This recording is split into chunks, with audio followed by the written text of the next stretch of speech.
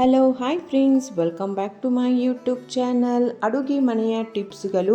ವಿಡಿಯೋವನ್ನು ಸ್ಕಿಪ್ ಮಾಡದೆ ಕೊನೆವರೆಗೆ ನೋಡಿ. ವಿಡಿಯೋ ಇಷ್ಟ ಆದರೆ ಲೈಕ್ ಮಾಡೋದನ್ನು ಮರಿಬೇಡಿ. ಯಾವುದೇ ಪಲ್ಯ ಸ್ವಲ್ಪ ಗಟ್ಟಿಯಾಗಬೇಕು ಅಂದರೆ ಅದರಲ್ಲಿ ಒಂದು ಕುದಿಸಿರುವ ಆಲೂಗಡ್ಡೆಯನ್ನು ಕೈಯಲ್ಲಿ ಇಸುಕಿ ಪಲ್ಯದಲ್ಲಿ ಹಾಕಿ. ಇದರಿಂದ ಅದರ ರುಚಿ ದುಪ್ಪಟ್ಟಾಗುತ್ತೆ, ಜೊತೆಗೆ ಸ್ವಲ್ಪ ಗಟ್ಟಿ ಕೂಡ ಆಗುತ್ತೆ. ಸಾಂಬಾರ್ನಲ್ಲಿ ಉಪ್ಪು ಹೆಚ್ಚಾದರೆ ಒಂದು ಆಲೂಗಡ್ಡೆ ಕಟ್ ಮಾಡಿ ಅದರಲ್ಲಿ ಹಾಕಿ, ಅದು ಹೆಚ್ಚಿನ ಉಪ್ಪನ್ನು ಹೀರುತ್ತದೆ. ಪನ್ನೀರು ಪಲ್ಯ ಮಾಡುವಾಗ ಸ್ವಲ್ಪ ಹಾಲು ಸೇರಿಸಿ, ಇದರಿಂದ ಪಲ್ಯ ತುಂಬ ಸ್ವಾದಿಷ್ಟವಾಗುತ್ತದೆ. ಬೆಳ್ಳುಳ್ಳಿ ಮತ್ತು ಶುಂಠಿ ಪೇಸ್ಟ್ನಲ್ಲಿ ಸ್ವಲ್ಪ ಎಣ್ಣೆ ಹಾಗೂ ಉಪ್ಪು ಹಾಕಿ ಏರ್ ಟೈಟ್ ಬಾಕ್ಸಿನಲ್ಲಿ ಹಾಕಿ ಫ್ರಿಡ್ಜ್ನಲ್ಲಿ ಇಡಿ. ಇದರಿಂದ ತುಂಬ ದಿನದವರೆಗೆ ಕೆಡದೆ ಫ್ರೆಶ್ ಆಗಿ ಇರುತ್ತದೆ. ಒಮ್ಮೆ ಈ ಥರ ಪಾಯಸ ಟ್ರೈ ಮಾಡಿ. 1 ಗಂಟೆ ಅಕ್ಕಿಯನ್ನು ನೆನೆಸಿಡಿ. ನಂತರ ಇದನ್ನು 10 ರಿಂದ 15 ನಿಮಿಷದವರೆಗೆ ತೆಳುವಾಗಿ ಹರಡಿ, ಅನಂತರ ಲಟ್ಟಣಿಗೆಯಿಂದ ಅಕ್ಕಿಯನ್ನು ಕ್ರಷ್ ಮಾಡಿ ಪಾಯಸ ತಯಾರಿಸಿ. ಕೆಲವರು ಟೊಮೆಟೊಗಳನ್ನು ಅಡುಗೆಯಲ್ಲಿ ಬಳಸುವಾಗ ಅದರ ಸಿಪ್ಪೆಯನ್ನು ಬಳಸಲು ಬಯಸುವುದಿಲ್ಲ. ಅಂಥವರು ಟೊಮೆಟೊ ಹಣ್ಣುಗಳನ್ನು ಕುದಿಯುವ ನೀರಿನಲ್ಲಿ 5 ನಿಮಿಷಗಳ ಕಾಲ ಇಟ್ಟು ತೆಗೆದರೆ ಅವುಗಳ ಸಿಪ್ಪೆಯನ್ನು ಬಹಳ ಸುಲಭವಾಗಿ ಸುಲಿಯಬಹುದು. ಲಿಂಬೆ ರಸ ಶೇಖರಿಸಲು ಲಿಂಬೆ ರಸ ಹಿಂಡಿ ಅದರಲ್ಲಿ ಸ್ವಲ್ಪ ಉಪ್ಪು ಕಲಸಿ ಜಾರಿನಲ್ಲಿ ಹಾಕಿ ಫ್ರಿಡ್ಜ್ನಲ್ಲಿ ಇಡುವುದರಿಂದ ಬಹಳ ಕಾಲ ರಸ ಶೇಖರಿಸಿ ಇಡಬಹುದು. ಬಾಳೆಕಾಯಿ ಕಟ್ ಮಾಡುವಾಗ ಕೈಗೆ ಮತ್ತು ಚಾಕುವಿಗೆ ಎಣ್ಣೆ ಹಚ್ಚಿಕೊಂಡು ಕಟ್ ಮಾಡಿದರೆ ಅದರ ಅಂಟು ಕೈಗೆ ಅಂಟುವುದಿಲ್ಲ. ಈರುಳ್ಳಿ ಪಕೋಡ ಮಾಡುವಾಗ ಮೊದಲೇ ಉಪ್ಪು ಹಾಕಬೇಡಿ. ಇದರಿಂದ ಹಿಟ್ಟು ಜಾಸ್ತಿ ನೀರು ಬಿಟ್ಟುಕೊಳ್ಳುತ್ತದೆ ಮತ್ತು ಈರುಳ್ಳಿ ನೀರು ಹೀರಿಕೊಂಡರೆ ಪಕೋಡ ಗರಿಗರಿಯಾಗುವುದಿಲ್ಲ. ಯಾವಾಗ ಪಕೋಡ ಎಣ್ಣೆಯಲ್ಲಿ ಬಿಡುತ್ತೀರೋ ಆವಾಗ ಉಪ್ಪು ಸೇರಿಸಿ. ಸಾಬುದಾನ ಟಿಕ್ಕಿ ಮಾಡುವಾಗ 1 ಪೀಸ್ ಬ್ರೆಡ್ ಸೇರಿಸಿ. ಇದರಿಂದ ಟಿಕ್ಕಿ ಸೈಡ್ನಲ್ಲಿ ಕ್ರ್ಯಾಕ್ ಆಗುವುದಿಲ್ಲ. ಬ್ರೆಡ್ ಪಕೋಡ ಮಾಡುವಾಗ ಕಡಲೆ ಹಿಟ್ಟಿನಲ್ಲಿ ಸ್ವಲ್ಪ ರವೆ ಅಥವಾ ಅಕ್ಕಿ ಹಿಟ್ಟನ್ನು ಸೇರಿಸಿ. ಇದರಿಂದ ಪಕೋಡ ಗರಿಗರಿ ಆಗೋದಲ್ಲದೆ ರುಚಿಯಾಗಿ ಆಗುತ್ತದೆ. ಆಲೂಗಡ್ಡೆಯನ್ನು ಕಟ್ ಮಾಡಿದ ನಂತರ ತಣ್ಣೀರಿನಲ್ಲಿ ಇಟ್ಟು ನಂತರ ಒರೆಸಿ ಕರಿದರೆ ತುಂಬ ಗರಿಗರಿಯಾಗಿ ಇರುತ್ತವೆ. ಚಪಾತಿ ಮೃದುವಾಗಿ ಬರಬೇಕಾದರೆ ಹಿಟ್ಟಿಗೆ ಸ್ವಲ್ಪ ಹಾಲನ್ನು ಹಾಕಬೇಕು. ಈರುಳ್ಳಿಯನ್ನು ಕಟ್ ಮಾಡಿ ಕಾವಲಿಯ ಮೇಲೆ ಸವರಿ ನಂತರ ದೋಸೆ ಹಾಕಿದರೆ ದೋಸೆ ಕಾವಲಿಗೆ ಅಂಟಿಕೊಳ್ಳದೆ ಗರಿಗರಿಯಾಗಿ ಬರುತ್ತದೆ. ಕುಕ್ಕರ್ ತುಂಬ ಕಪ್ಪಾಗಿದೆ ಅಥವಾ ತಳ ಸುಟ್ಟು ಹೋಗಿದೆ ಅಂದರೆ ನೀರಿನಲ್ಲಿ ಲಿಂಬೆ ಹಣ್ಣು ಹಾಕಿ ಅದರಲ್ಲಿ ವಿಸಿಲ್ ಸಮೇತ ಮುಚ್ಚಳ ಮುಚ್ಚಿ ನೀರಿನಲ್ಲಿ 10 ನಿಮಿಷ ಹಾಗೆ ಇಟ್ಟು ತೊಳೆಯಿರಿ. ಕುಕ್ಕರ್ ತುಂಬ ಚೆನ್ನಾಗಿ ಕ್ಲೀನ್ ಆಗುತ್ತದೆ. ಮಸಾಲೆ ದೋಸೆ ಮಾಡುವಾಗ ಸ್ವಲ್ಪ ಕಡಲೆಬೇಳೆ ಅಥವಾ ತೊಗರಿಬೇಳೆ ಸೇರಿಸಿ ರುಬ್ಬುವುದರಿಂದ ದೋಸೆಯ ಬಣ್ಣ ಚೆನ್ನಾಗಿರುತ್ತದೆ. ಬಜ್ಜಿ ಬೋಂಡ ಇವುಗಳನ್ನು ಮಾಡುವಾಗ ಕಡಲೆ ಹಿಟ್ಟಿನ ಜೊತೆಯಲ್ಲಿ 2 ರಿಂದ 3 ಟೇಬಲ್ ಚಮಚ ಅಕ್ಕಿ ಹಿಟ್ಟು ಹಾಕಿದರೆ ಗರಿಗರಿಯಾಗಿ ಆಗುತ್ತದೆ. ನಿಮ್ಮ ಅಡುಗೆ ಮನೆ ಸಿಂಕಿಗೆ ಆಗಾಗ ಬಿಸಿ ನೀರು ಹಾಕುತ್ತಾ ಇರಿ ಮತ್ತು ವಾರಕ್ಕೆ 1 ಬಾರಿಯಾದರೂ ಹರಳುಪ್ಪು ಹಾಕಿರಿ.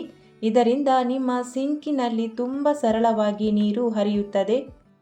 ನ್ಯೂಡಲ್ಸ್ ಶಾವಿಗೆ ಕುದಿಸುವಾಗ 1 ಹನಿ ತುಪ್ಪ ಇಲ್ಲವೇ ಎಣ್ಣೆ ಹಾಕಿದರೆ ಅವು ಒಂದಕ್ಕೊಂದು ಅಂಟಿಕೊಳ್ಳುವುದಿಲ್ಲ. ಎಣ್ಣೆ ಚೆಲ್ಲಿದರೆ ಅದನ್ನು ಸ್ವಚ್ಛಗೊಳಿಸುವುದು ತುಂಬ ಕಷ್ಟ. ಇದಕ್ಕಾಗಿ ಒಂದು ಸರಳ ಉಪಾಯ: ಎಣ್ಣೆ ಚೆಲ್ಲಿದ ಜಾಗದಲ್ಲಿ ಗೋಧಿ ಹಿಟ್ಟು ಇಲ್ಲವೇ ಅಕ್ಕಿ ಹಿಟ್ಟನ್ನು ಹಾಕಿ ತಿಕ್ಕಿದರೆ ಎಣ್ಣೆ ಕಲೆ ಕಾಣದಂತೆ ಇರುತ್ತದೆ. ರವೆ ತುಂಬ ದಿನದವರೆಗೂ ತಾಜಾ ಕೆಡದೆ ಇರಬೇಕು ಅಂದರೆ ರವೆಯನ್ನು ಹುರಿದು ಡಬ್ಬದಲ್ಲಿ ಶೇಖರಿಸಿ. ಸಿಹಿ ಗೆಣಸು ಬೇಯಿಸುವಾಗ ಅದರಲ್ಲಿ 1 ಚಮಚ ಉಪ್ಪು ಹಾಕಿ ಬೇಯಿಸಿ. ಇದರಿಂದ ಗೆಣಸಿನ ರುಚಿ ಹೆಚ್ಚುತ್ತದೆ, ಜೊತೆಗೆ ಕಲರ್ ಕೂಡ ಹಾಗೆ ಇರುತ್ತದೆ. ಸ್ಟೀಲ್ ಸಿಂಕಿನಲ್ಲಿ ನೀರಿನ ಹನಿಗಳ ಮಾರ್ಕ್ ಇದ್ದರೆ ಲಿಂಬೆ ಹಣ್ಣಿನ ಸಿಪ್ಪೆಯಿಂದ ಸಿಂಕನ್ನು 1 ಸರ್ತಿ ಉಜ್ಜಿ ಹಾಗೆ ಸ್ವಲ್ಪ ಸಮಯ ಇಡಿ. ನಂತರ ನೀರಿನಿಂದ ತೊಳೆಯಿರಿ. ಇದರಿಂದ ಸಿಂಕ್ ಹೊಸದಾಗಿ ಕಾಣುತ್ತದೆ. ಸ್ಟೀಲ್ ಪಾತ್ರೆ ಒಂದಕ್ಕೊಂದು ಅಂಟಿಕೊಂಡಿದ್ದರೆ ಅದರ ಮಧ್ಯದಲ್ಲಿ ಸ್ವಲ್ಪ ಯಾವುದಾದರೂ ಎಣ್ಣೆ ಹಾಕಿ. ಇದರಿಂದ ಪಾತ್ರೆ ಬಿಟ್ಟುಕೊಳ್ಳುತ್ತದೆ. ಹಿಟ್ಟಿನಲ್ಲಿ 1 ಅಥವಾ 2 ಪಲಾವ್ ಎಲೆ ಹಾಕಿ ಇಡಿ. ಇದರಿಂದ ಹಿಟ್ಟಿನಲ್ಲಿ ಯಾವುದೇ ಹುಳು ಬರುವುದಿಲ್ಲ. ಕುಕ್ಕರಲ್ಲಿ ಅಡುಗೆ ಮಾಡುವಾಗ ಮುಚ್ಚಳ ವಾಷರ್ ಸರಿ ಕೂರದಿದ್ದರೆ ವಾಷರನ್ನು ಸದಾ ನೀರಿನಲ್ಲಿ ನೆನೆಸಿಡಿ. ಇದರಿಂದ ರಬ್ಬರ್ ಗಟ್ಟಿಯಾಗದೆ ಸ್ಮೂತ್ ಆಗಿ ಇರುತ್ತದೆ. ಬೆಲ್ಲವನ್ನು ತುರಿಯುವುದು ಸ್ವಲ್ಪ ಕಷ್ಟ, ಆದ್ದರಿಂದ ಬೆಲ್ಲವನ್ನು ಫ್ರಿಜ್ಜಿನಲ್ಲಿ ಇಟ್ಟು ನಂತರ ತುರಿದರೆ ಸರಳವಾಗಿ ಬರುತ್ತದೆ. ತೆಂಗಿನಕಾಯಿ ಹೊಡೆದ ಬಳಿಕ ಸ್ವಲ್ಪ ಉಪ್ಪು ಸವರಿ ಇಟ್ಟರೆ ಕೆಲ ದಿನಗಳವರೆಗೆ ಕೆಡುವುದಿಲ್ಲ. ಮೆಣಸಿನಕಾಯಿಯನ್ನು ಕತ್ತರಿಸಲು ಕತ್ತರಿಯನ್ನು ಬಳಸಿ. ಇದರಿಂದ ಕೈ ಉರಿಯುವುದನ್ನು ತಪ್ಪಿಸಬಹುದು. ತೆಂಗಿನಕಾಯಿ ಸರಿಯಾಗಿ ಮಧ್ಯದಲ್ಲಿ ಒಡೆಯಬೇಕಾದರೆ ಅದನ್ನು ತೊಳೆದು ಒಡೆಯಬೇಕು. ಯಾವುದಾದರೂ ಪಾತ್ರೆ ಬೆಳ್ಳುಳ್ಳಿ ಈರುಳ್ಳಿ ವಾಸನೆ ಬರುತ್ತಿದ್ದರೆ ಅದನ್ನು ಉಪ್ಪು ಮತ್ತು ನೀರಿನಿಂದ ತೊಳೆದರೆ ವಾಸನೆ ಹೋಗುತ್ತದೆ. ಗ್ಯಾಸ್ ಸ್ಟವ್ ತುಂಬ ಗಲೀಜಾಗಿದ್ದರೆ, ಕಪ್ಪು ಕಲೆ ಎಲ್ಲ ಇದ್ದರೆ ಸ್ವಲ್ಪ ಬೇಕಿಂಗ್ ಸೋಡಾ ಹಾಗೂ ಲಿಂಬೆ ರಸವನ್ನು ಮಿಕ್ಸ್ ಮಾಡಿ ಸ್ಟವ್ ಮೇಲೆ ಹಾಕಿ 5 ನಿಮಿಷ ನಂತರ ಬ್ರಷ್ನಿಂದ ಕ್ಲೀನ್ ಮಾಡಿ ಉಜ್ಜಿ ತೊಳೆದರೆ ತುಂಬ ಚೆನ್ನಾಗಿ ಕ್ಲೀನ್ ಆಗ್ತದೆ, ಸ್ವಚ್ಛವಾಗ್ತದೆ. ಬಾಳೆಹಣ್ಣಿನ ಗೊಂಚಲನ್ನು ಯಾವುದಕ್ಕಾದರೂ ನೇತು ಹಾಕುವುದರಿಂದ 1 ವಾರ ಆರಾಮವಾಗಿ ಕೆಡದಂತೆ ಇಟ್ಟುಕೊಳ್ಳಬಹುದು. ಹಾಲಿನ ಕೆನೆ ಗಟ್ಟಿಯಾಗಬೇಕಾದರೆ ಹಾಲನ್ನು 2 ರಿಂದ 3 ಬಾರಿ ಕಾಯಿಸಬೇಕು. ನೆಲ ಒರೆಸುವಾಗ ನೀರಿನಲ್ಲಿ ಸ್ವಲ್ಪ ಸೋಪಿನ ಪುಡಿ ಮತ್ತು ಸ್ವಲ್ಪ ಉಪ್ಪು ಹಾಕಿ ಒರೆಸಿದರೆ ನೆಲ ಚೆನ್ನಾಗಿ ಕ್ಲೀನ್ ಆಗುತ್ತದೆ. 2 ರಿಂದ 3 ಕರ್ಪೂರದ ತುಂಡುಗಳನ್ನು ಪುಡಿ ಮಾಡಿ ಮನೆಯಲ್ಲಿ ಕಾರ್ನರ್ಗಳಲ್ಲಿ ಚೆಲ್ಲುವುದರಿಂದ ಇರುವೆಗಳು ಜಿರಳೆಗಳು ಕಡಿಮೆಯಾಗುತ್ತವೆ. ಮನೆಯಲ್ಲಿ ಎಲ್ಲೆಲ್ಲ ಜಿರಳೆಗಳು ಇವೆ ನೋಡಿ, ಅಲ್ಲಿ ಕರ್ಪೂರವನ್ನು ಪುಡಿ ಮಾಡಿ ಹಾಕುವುದರಿಂದ ಜಿರಳೆಗಳು ಕಡಿಮೆಯಾಗುತ್ತವೆ. ಡೈನಿಂಗ್ ಟೇಬಲ್ ಮೇಲೆ 2-3 ಪುದೀನ ಎಲೆಗಳನ್ನು ಇಡುವುದರಿಂದ ನೊಣಗಳನ್ನು ತಡೆಯಬಹುದು. ಗೋಡಂಬಿ, ಬಾದಾಮಿ, ಒಣದ್ರಾಕ್ಷಿ ಇಂತಹ ಡ್ರೈ ಫ್ರೂಟ್ಸ್ ಇಡುವ ಬಾಕ್ಸಿನಲ್ಲಿ 1-2 ಲವಂಗ ಇಡಬೇಕು.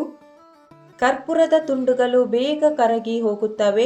ಅವು ಗಾಳಿಯಿಂದಾಗಿ ಕರಗದೇ ಇರಲು ಒಂದು ಚಿಕ್ಕ ಬಟ್ಟೆಯಲ್ಲಿ ಮೆಣಸು ಕಟ್ಟಿ ಆ ಡಬ್ಬಿಯಲ್ಲಿ ಹಾಕಿರಿ. ತುಪ್ಪ ಬಹಳ ಕಾಲ ಚೆನ್ನಾಗಿ ಇಡಬೇಕಾದರೆ ಅದರಲ್ಲಿ 1 ಬೆಲ್ಲದ ಚೂರನ್ನು ಹಾಕಬೇಕು. ಈರುಳ್ಳಿ ಕಟ್ ಮಾಡುವ ಮುನ್ನ ಈರುಳ್ಳಿ ದೊಡ್ಡ ಪೀಸ್ ಮಾಡಿ ನೀರಿನಲ್ಲಿ ಹಾಕಿ ಸ್ವಲ್ಪ ಹೊತ್ತಿನ ನಂತರ ಕಟ್ ಮಾಡುವುದರಿಂದ ಕಣ್ಣಿನಲ್ಲಿ ನೀರು ಬರುವುದಿಲ್ಲ. 1 ಗಂಟೆ ಕಾಲ ಬಿಸಿಲಿನಲ್ಲಿ ಇಟ್ಟರೆ ಬೆಳ್ಳುಳ್ಳಿ ಸುಲಿಯಲು ಸುಲಭ. ತುಂಬ ಬೆಳ್ಳುಳ್ಳಿ ಸಿಪ್ಪೆ ತೆಗಿಬೇಕು ಅಂದಾಗ ಬೆಳ್ಳುಳ್ಳಿಯನ್ನು 1 ಗಂಟೆ ಬಿಸಿಲಿನಲ್ಲಿ ಇಡಬೇಕು. ತುಂಬನೇ ಸುಲಭವಾಗಿ ಬೆಳ್ಳುಳ್ಳಿ ಸಿಪ್ಪೆಯನ್ನು ಸುಲಿಬಹುದು. ಮನೆಯಲ್ಲಿ ಚಿಕ್ಕ ತೂತುಗಳಿದ್ದರೆ ಅದರಲ್ಲಿ ಇರುವೆಗಳು ಹುಟ್ಟುತ್ತವೆ. ಅವುಗಳಲ್ಲಿ ಸ್ವಲ್ಪ ಬೋರಿಕ್ ಪೌಡರ್ ಹಾಕಿ ಇಲ್ಲವೇ ಇಂಗನ್ನು ಮುದ್ದೆ ಮಾಡಿ ಆ ಜಾಗದಲ್ಲಿ ಇಡಬೇಕು. ಒಣಗಿದ ಲಿಂಬೆ ಹಣ್ಣಿನ ಸಿಪ್ಪೆಯನ್ನು ಡಬ್ಬಗಳು ಇಡುವ ಜಾಗದಲ್ಲಿ ಇಟ್ಟರೆ ಒಳ್ಳೆಯದು. ಕ್ಯಾಬೇಜ್ ಬೇಯಿಸುವಾಗ ಅದರಲ್ಲಿ 1 ಶುಂಠಿ ಚೂರನ್ನು ಹಾಕಿದರೆ ಅದು ಗರಂ ಅಂತ ವಾಸನೆ ಬರುತ್ತದೆ. ಪಾಯಸ ಮಾಡುವಾಗ ಹಾಲು ದಪ್ಪವಾಗಲು ಬಹಳ ಸಮಯವನ್ನು ತೆಗೆದುಕೊಳ್ಳುತ್ತದೆ. ಇಂತಹ ಸಂದರ್ಭದಲ್ಲಿ ಹಾಲಿನ ಪುಡಿಯನ್ನು ಬಳಸಬಹುದು. ಚಮಚ ಬಳಸಿ ಶುಂಠಿಯ ಸಿಪ್ಪೆಯನ್ನು ತೆಗೆದರೆ ಆ ಕೆಲಸ ಸುಲಭವಾಗಿ ಬೇಗನೆ ಆಗುತ್ತದೆ. ಬದನೆಕಾಯಿಯನ್ನು ಸುಡುವಾಗ ಅದಕ್ಕೆ ಸ್ವಲ್ಪ ಎಣ್ಣೆ ಹಚ್ಚಿ ಸುಟ್ಟರೆ ಸಿಪ್ಪೆ ಬೇಗ ಸರಳವಾಗಿ ತೆಗೆಯಬಹುದು. ಲಿಂಬೆಹಣ್ಣು ಒಣಗಿ ಹೋಗಿದ್ದರೆ ಅದನ್ನು 1 ಗಂಟೆ ನೀರಿನಲ್ಲಿ ನೆನೆಯಲು ಬಿಡಿ. ಆಮೇಲೆ ಕಟ್ ಮಾಡಿದರೆ ರಸ ಸುಲಭವಾಗಿ ಹಿಂಡಬಹುದು.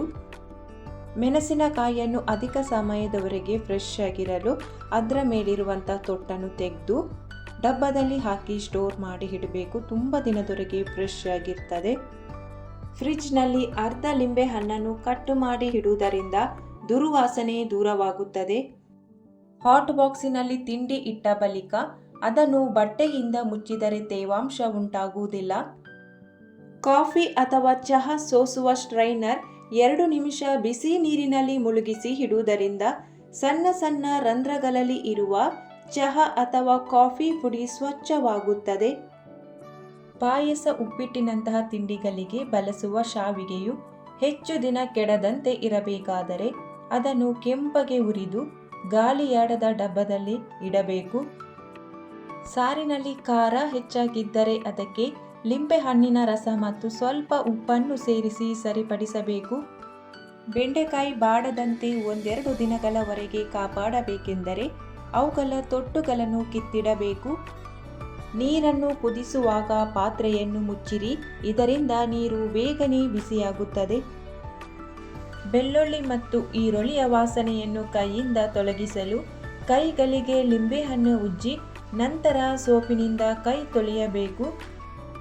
ಈರುಳ್ಳಿಯ ಒಂದು ಸಿಪ್ಪೆ ತಲೆ ಮೇಲೆ ಇಟ್ಟುಕೊಂಡು ಕಟ್ ಮಾಡಿದರೆ ಕಣ್ಣಲ್ಲಿ ನೀರು ಬರುವುದಿಲ್ಲ.